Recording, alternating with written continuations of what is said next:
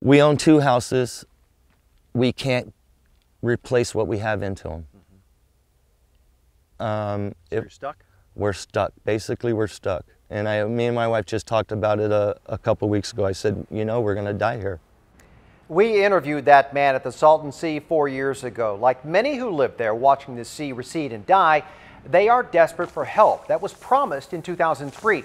Well, 2 years ago, the state finally budgeted $80 million for restoration. So we went back to the Salton Sea and found hardly any of that money has been spent. The situation is only getting worse, and the people who live there fear more broken promises.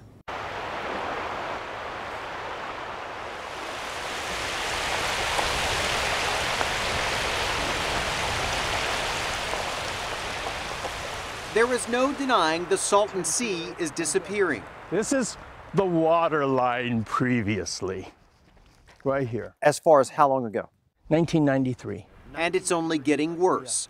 The sea is shrinking more rapidly now that flows from the Colorado River were cut off at the beginning of this year. Thousands of acres of seabed will be exposed in the years to come. We were booked last night. Tony May, a San Diegan who owns this home, showed us what it looked like in its heyday. That waterfront property, a thing of the past. Boat docks, completely useless. And 300 yards of seabed that used to be 10 feet underwater, now just a dusty beach. Playa that, according to the Salton Sea Authority, contains toxic chemicals like selenium, arsenic, and DDT. Tony and many others who live and work here claim the dust from that dry beach is what's causing their respiratory issues. They can't breathe anymore. They're getting asthma. They never had asthma. I talked to the employees there and they go, the more that sea dries out, the more it affects our health. The Salton Sea will never return to its Riviera prime. The concern now is not so much saving the sea, but rather averting disaster by creating wetlands to control the dust storms. Because it's a major problem. It's a very big problem. And Senator Ben Hueso has been fighting an uphill battle for this region for almost a decade.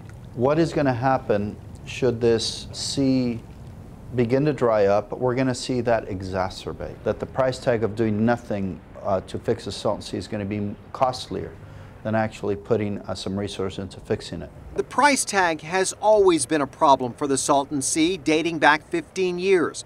State officials promised to restore the sea in 2003 with $8.9 billion.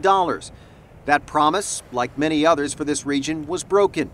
In 2016, a mere $80 million was allotted by Governor Brown in his budget, with promises of millions more to come. But 2 years later, only $3 million has been spent on staff and consultants. Not a dime has been spent on construction of wetlands to mitigate the blowing dust. This is the old marina, and so all of these used to be water. Frank Ruiz is the Salton Sea Program Director with Audubon, California. We should not wait until, the crisis is on top of us, because then the cost of inaction will be way too high. Ruiz has watched the sea recede for years and says he fears the growth of respiratory issues, not just for those who live in this region, but eventually as far away as San Diego. He's also witnessed a massive decline of migratory birds, which play a huge role in the ecology of the region. I think birds and wildlife are usually good indicators of how good or how bad your environment is. If the birds go, the wildlife go, we will go next. It's a strong state, and while $80 million may seem like a lot of money, Senator Hueso says it's really just a drop in the bucket for an environmental problem this massive. In fact, a study by the Pacific Institute estimates damages of almost $30 billion if we continue to do nothing. Very